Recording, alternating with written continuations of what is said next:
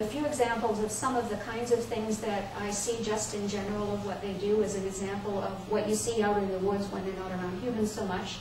This is an orangutan, and I don't know if you can tell what's in her hand. It's a fish. Now, orangutans are fruit eaters, and they live in the trees. They rarely come down to the ground, and they cannot swim. They're sinkers. Their body density is too high, and there are nasty things in the water anyway. There are crocodiles in there, and there are pythons, and they die in the water. There was actually one at the Toronto Zoo a few years who died in a moat because it sunk. So orangutans and fish are not exactly a part of their normal repertoire. Orangutans living on a little island, it was actually in the slide I showed you a couple of minutes ago, have learned how to eat fish. Not only have they learned how to eat fish, dead fish, they now hunt for them. So they go into shallow water, they catch fish with their hands, and they eat them live. Now, this is absolutely unheard of. Nobody's ever heard of that before. That's how flexible they are, is they can develop a skill that is absolutely unrelated to anything that's part of their normal behavioral repertoire. I also told you a minute ago they can't swim, and that's absolutely true, but nobody told them that, and they're trying. This is a female who's doing her bit to try and swim. She can't go very far because she's sinking. She's going to go down under. But she's learned that if you do the same kind of thing that we do when you're taking off from the side of the swimming pool, you hunker down, you lunge, and you glide, she's got enough momentum to take her a meter or two free floating.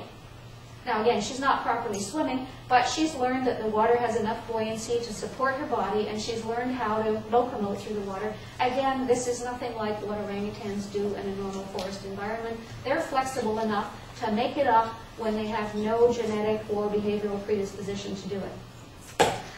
Okay, this is my best story of this particular lot. I put this one here because I don't have any better photographs of it, so I thought I'd get the story out of the way first. It's about two of these little juveniles at the forest school I just told you about. This is Aldrin. He's probably about 6 years old, and a friend of his here called Chechap. We have this photograph here right now, actually.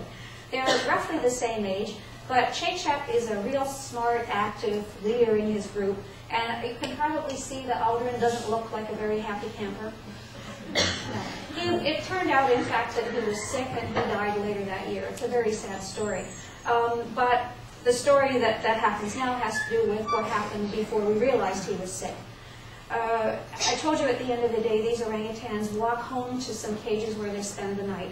And it got to be going home time, so the staff in the forest call the orangutans and everybody starts walking home. Now, Chechap here, with a lot of the more lively ones, had whipped on ahead because they know the road home, and they were just going home on their own. Back of the line, there were a couple of the staff waiting to make sure all of the orangutans got home, and one of the laggards behind was Aldrin. He got upset, probably all of the other orangutans disappeared, so he started to cry, and when orangutans get scared and get upset, they climb up to the top of the tree. So Aldrin got scared, he started to howl, went up a tree. The staff went over to try and get him down, but he wouldn't come down. He just sat there and hollered his head off.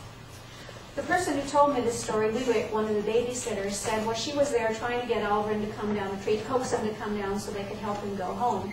And while she was standing there, she noticed all of a sudden out of the corner of her eye that she saw Chechap. And he was approaching. And she thought, well, that's funny, because I saw him leave about 10 minutes ago. What Chechap did was approach Aldrin. He didn't go right up to him, but he came within a few meters, and I think to the adjacent tree, where Aldrin could see him. Aldrin saw him, stopped crying, started to follow him, and then Chechap let him out. So what that sounds like is Chechap has something like empathy. He recognized a cry for help from a friend of his. He came back on purpose to do something to help his friend and help him back out of the forest. So they went home together. Okay? Now, when you start telling people stories like this, I think there are two responses, and I got to get my defensive licks in here. People say, my dog can do that, so what? It's cute, but all kinds of species can do it. And that probably is quite true. I think we've underestimated what other species can do rather badly. And the more that people are studying how different species operate and study them in more complicated contexts, we find that we can do a lot more than we allowed that they could. However, there are also cases where I'm not convinced that other species really can do what orangutans and other great apes do. not necessarily that they can't do some of the same things, but often the quality of how orangutans do it is different. So what people typically say about the great apes is it's not what they do that's special, it's how they do it. And they typically do it in a more intelligent way. For example, in learning to do things, they'll learn how to do something in 3 tries, and a monkey will take 500 tries to do the same thing.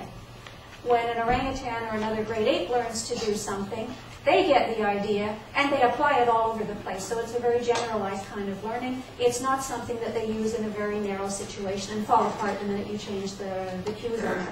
And they learn it at a very high level. They appear to get the concept, they appear to operate by principles, so they just don't learn, for example, that a particular stick I can use as a rake or a rake can be used as a rake.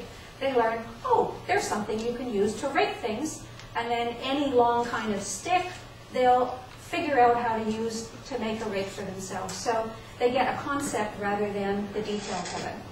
The other response you get is it's a complete and utter fraud, only humans can do that, so they must have been trained, or you made it up, or there's something wrong about it, and it looks good, but it isn't really good. Typically, that argument comes up around anything that has to do with reason. And by reason, you could think of synonyms as things like thinking, mental problem solving, using symbols. Those are all roughly the same kind of thing. It has to do with having a life of the mind rather than a life where you're pushed and pulled by whatever's out in the external world. We've believed, certainly in the West, for probably over 2,000 years that only humans can reason. Other species can be smart, but they can't think. And now that we have evolutionary sorts of theories, we've built that same story, that same idea in the story, that coming to reason or evolving the ability to reason was the thing that made us humans. That's the thing that made us so different from other species. So that was our great cognitive leap forward, and it completely revolutionized intelligence, and nobody else can do it. So of course reason is exactly the thing that I want to study in orangutans, because they do extraordinarily complicated things. So the game would be to see whether you can find evidence that they too can use some kind of reasoning. The sorts of examples I gave you already suggest something of that nature. And the point I was out to show or to look at is to see whether there's any way that we can demonstrate in a convincing way to a bunch of doubters that in fact this goes on. So several of the kinds of things you could look for to try and see whether they can think or not, or whether they can reason, is whether, for example, they can use symbols. So if they have something like a concept or an idea that they use to organize their behavior or solve problems rather than just working with physical objects. One that's been around for a long time, whether they can solve problems in their minds rather than by fiddling around, would be if they can solve problems by insight. So if they can look at a problem and instead of trying out a solution, they can sit there and think for a minute and then go directly to the solution when they've never tried before. And then you could also look and see whether they can do any of the long list of things that we humans have claimed are unique to us. I mean, we're wrong on a lot of them, and we know that now, and I'm not even going to run through the whole list, and this isn't even a complete list, but there's a whole lot of things that we said only we can do. If orangutans or other great apes could do them, that would also be evidence that would suggest that they can operate at levels that we used to think only we could operate on. I mentioned 2 of them here, underlined in yellow. The empathy one, the example I just gave you with Chechep and Aldrin, I think is a sort of a real-life example that suggests there's some sense in which they understand what other orangutans feel like, and they'll do things to try and help. Self-concept I don't want to mention because I need it later, and I don't have anything to show you. But we've also argued that having a concept of yourself, you can conceive of yourself, so you have I or me, or an experimental way that people have developed to try and show that you have a concept of yourself, is to see whether you can recognize yourself in a mirror. If you can see that that thing in the mirror is not some other animal or just some nice life, but it's me, so if you can use it, for example, to look at your tooth, or to look at something you can't normally see, that would be an indication that at some level you have an understanding that that is yourself out there. So that is a concept of self. The kind of example I have of the sorts of things that happen without a rigid experiment, one of them comes from Chantek, an orangutan that was taught sign language a long time ago. And I think there's a painting by Chantek that we have up here as a matter of fact.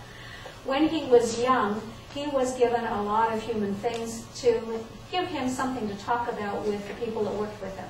So he periodically gets sunglasses or a new hat, and apparently